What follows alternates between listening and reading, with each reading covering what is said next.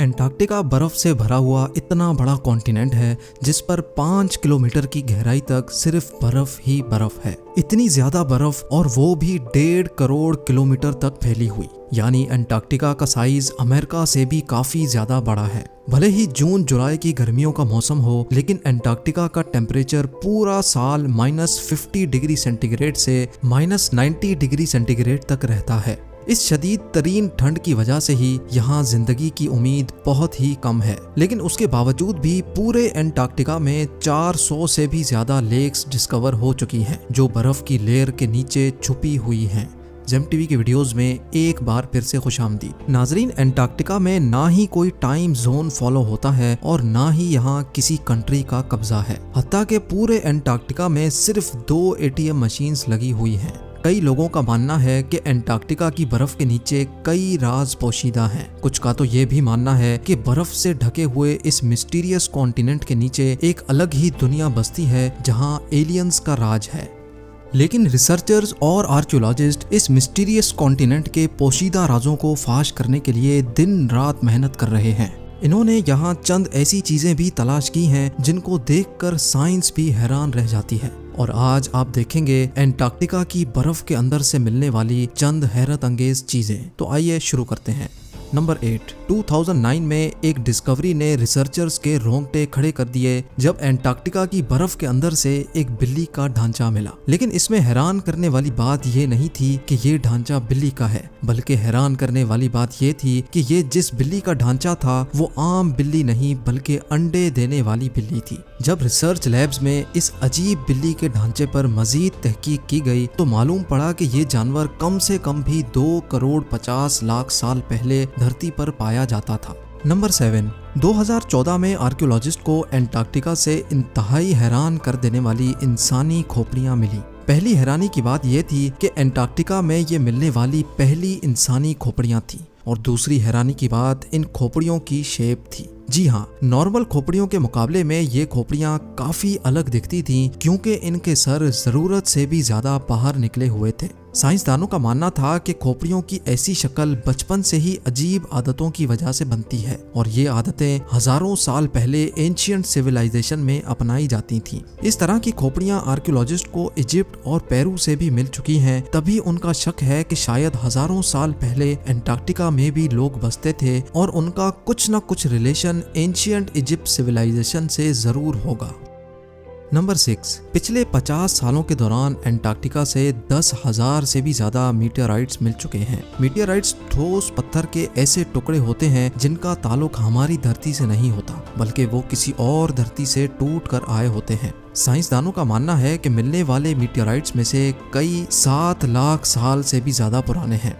वैसे तो ये पता लगाना बहुत ही मुश्किल है कि इन मीटियोराइट्स का ताल्लुक किन सितारों या प्लेनेट से है, लेकिन 2002 में एंटार्क्टिका पर गिरने वाला एक छोटा मीटियोराइट 2015 में डिस्कवर किया गया था, और साइंस का मानना है कि ये कहीं और से नहीं बल्कि मार्स से टूटकर आया है, क्योंकि इस मीटियोराइट के अंदर ऐसे बैक्टीरिया थे जो मार्स पर पाए जाते हैं।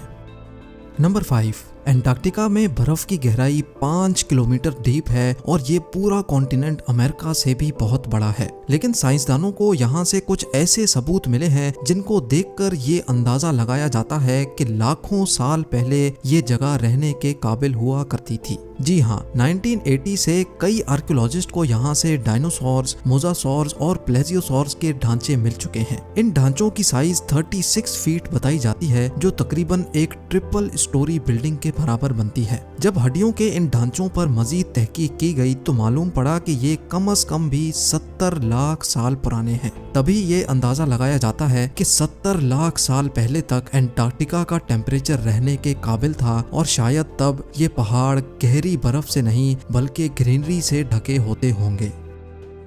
नंबर 4। वाटरफॉल्स तो हम सबने कई बार देखे हैं, लेकिन एंटार्क्टिका में टेलर ग्लेशियर के मकाम पर एक पॉइंट ऐसा भी है जहां वाटरफॉल नहीं बल्कि ब्लड फॉल होता है। 1911 में टेलर नामी एक साइंटिस्ट ने पहली बार इस ब्लड फॉल को डिस्कवर किया था। कई सदियों तक यही माना जाता था कि वाकई इस ग्लेशियर के अंदर से खून बहता है, लेकिन मॉडर्न साइंस ने जब इस पर मजीद रिसर्च की तब उनको जो मालूम पड़ा वो इससे भी ज्यादा हैरत अंगेज था। जी हाँ, मालूम पड़ा कि इस ग्लेशियर के नीचे एक बहुत बड़ा पानी का डैम है, लेकिन इसमें मौजूद पानी की खास बात यह है कि इसमें सी वाटर से भी 3 टाइम्स ज्यादा सॉल्ट है, जिसकी वजह से ये फ्रीज नहीं होता। साथ साथ इस पानी में पहाड़ों से निकलने वाला आयरन भी मौजूद है। किसी एक पॉइंट से जब ये पानी ग्लेशियर से बाहर निकलने की करता है तो हवा में मौजूद ऑक्सीजन पानी के आयरन से मिक्स होकर आयरन ऑक्साइड बन जाता है और उसका कलर रेड हो जाता है, और इसी वजह से हमें ये पानी रेड कलर का दिखता है।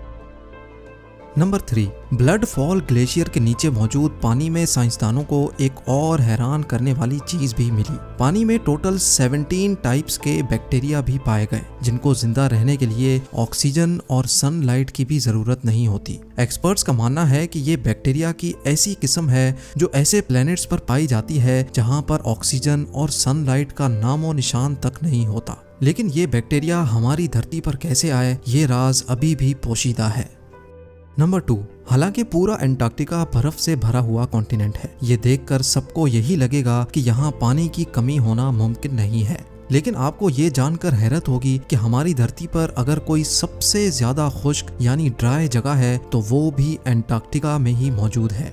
ये ड्राई वैली एंटार्क्टिका में ही डिस्कवर की गई थी, जहाँ पर पिछले 20 लाख सालों से एक मर्तबा भी बारिश नहीं पड़ी, क्योंकि इस ड्राई वैली में तेज तरीन हवाओं का राज है, जिनकी स्पीड 320 किलोमीटर पर आवर तक जाती है। इसी वजह से साइंसदानों का मानना है कि तेज हवाओं की वजह से यहाँ मौजूद पानी का कतरा कतरा एवोपरेट हो चुका है। आपको ये भी बताते चलें कि अर्थ के तमाम एटमॉस्फेयर्स में से इस ड्राई वैली का एटमॉस्फेयर लाखों किलोमीटर दूर मार्स से काफी मिलता जुलता है। इसी वजह से नासा ने अपना वाइकिंग रोबोट मार्स पर भेजने से पहले एंटार्क्टिका की ड्राई वैली में टेस्ट किया था।